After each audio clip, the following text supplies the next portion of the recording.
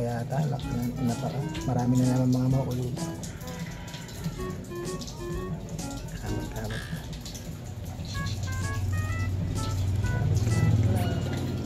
Inuman. Pagbalik, yan ko sa bityo. Yung bisikleta ko na yun na saan mo na iwan. Kung ano, binalikan niya, wala na. Ano ko, alam din kasi ng mga kawatan yung magandang klase ng racer ng araw. Ano yun?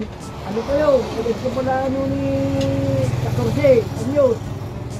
Ako nagasumbong nun. Racer talaga. Buti nga umuuso ulit yung mga bisikleta dito eh. Mahal lang yung gasolina. Parang papel. Sagaan isang daliri. Parang papel nga. Ang habit lang yun, banayag lang. Kamay lang. Saan galing yung pansit na yun? Oo, dami ah. Mas ganito to. Siguro na stock. Oo. Pwede na magluto ng ano.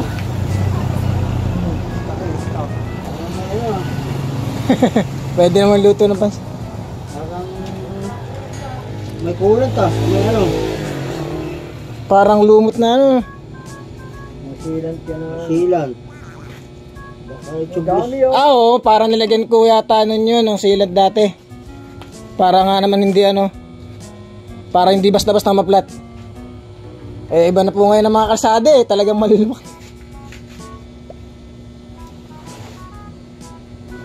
Anong taka ko, para may lumot. Manipis lang may manipis na isa. Maliit lang kaya matagal maplat yan dalawa. Magkadikit.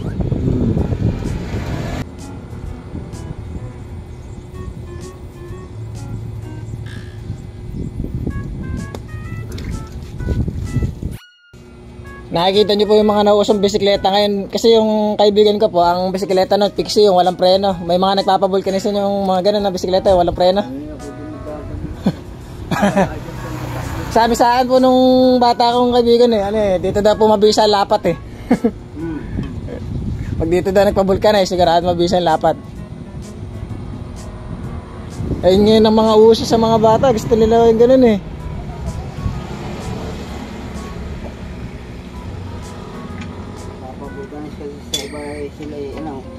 Labas.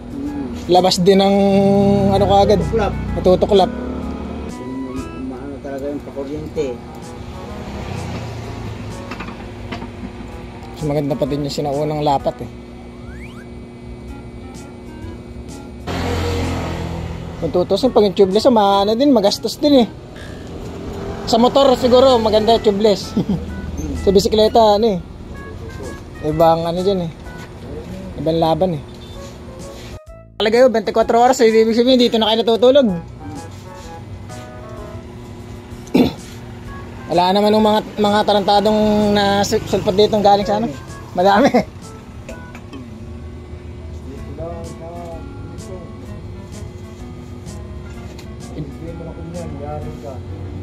Oo nga Iba na talaga ngayon Nung dati probinsya wala namang ganong klase. Ngayon kailangan palaban ka na kahit saan ka pumunta. Gawa ganun talaga kapag medyo umuunlad yung isang lugar, dumadami rin yung oportunista at kawatan Ito, unti-unti nang kinakain itong mga palayan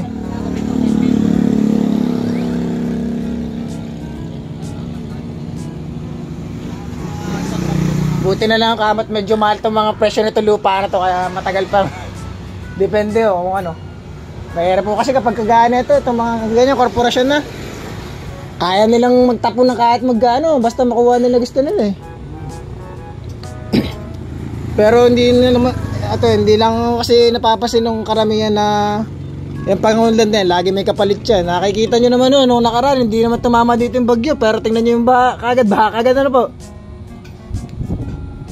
Siyempre saan ba kukuha ng panambak din sa mga yan? Tapos saan kukuha? Di sa mga tabing bundok natin kasi malapit-lapit Gusto nila magtipid, hindi yung babanatan nila itong mga puno sa paligid. Kaya kung makikita nyo pag dumaan kayo dito sa may mga Rizal na yan, tapos dito sa may pupuntang Impanta, ang daming Daming bakbak na bundok. Doon kumukuha pa ng bak eh. Kung akala ko nila sa Maynila lang uso yung mga malalaking bang ubos ang bahay, bilang lang sila ng mga ilang taon, maranasan din dito sa probinsya. Gigising na lang silang mga anong nangyari dito sa lugar natin. Mga lupa na yan. Oo. Hindi yan ginagalaw. Kasi kung tutusin na sagrado yung mga lugar na pagtataniman. Kasi maganda yung ano dyan eh, lupa dyan eh. Mahirap pong maghanap na magandang lupang tataniman. Kasi hindi naman lahat ng klase ng lupa pwedeng tumubo yung mga pananim. Eh lagi ang target eh yung pang mga mismo magagandang lupa. Sana magtatanim balang araw sa mga bubong. Sa ibang bansa ganun na ginagawa sa loob ng bahay. Magkano na ba ngayon isang stick ng Marlboro? 10 na. Kami lang ang sigarilyo. Oo. Mura-mura. Para nung araw, ang pinakananoan ko Marlboro, 4 pa yata. Nadoble na. Higit pa sa doble. Malaking bagay din yung ganyang klase pambomba. Pwede yan dun sa standard. Pwede yan dun sa maninipis na na pito. Pati mahirap din nung makahanap pag ganyang kalilit. Sa tricycle lang. Okay, sa tricycle o. Kalimitan o doon sa mga maliliit. Ang hina talaga, humatak. Lalo na po yung mga chay ng bago. Pwede rin pang electric pan. Kung na nga ba, fake news yung kinagabihan pala, narinig ko nagpupukpukan eh. Ganda na, buti na palawak na.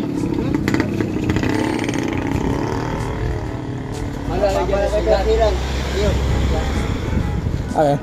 Mabisa ba talaga yun? Akala ko mabisa to eh. Alam, bago mo pa natetestingin? Magaling ka ng road. Mukhang pinaghahanda mo ng mga gaano kalayo ng pinakamalayo mo na itakbo niyan? Kilometer 0. Maganda-ganda na yun. Namimiss ko din magmotor. Kasara pa sa motor, pwede ka talaga lumayong walang pagod eh. Mainit lang. Oo. Pero sarap talaga.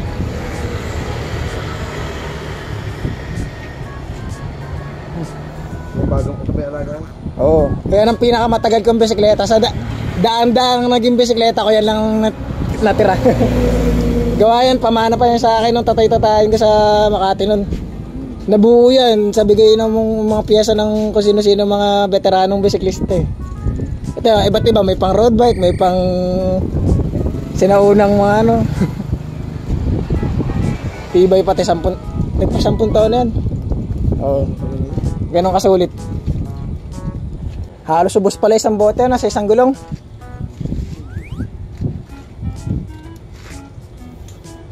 Naalala ko, pinakamalayo kong huling bisikleta, kasama ko pa pinsan mo eh. Alak.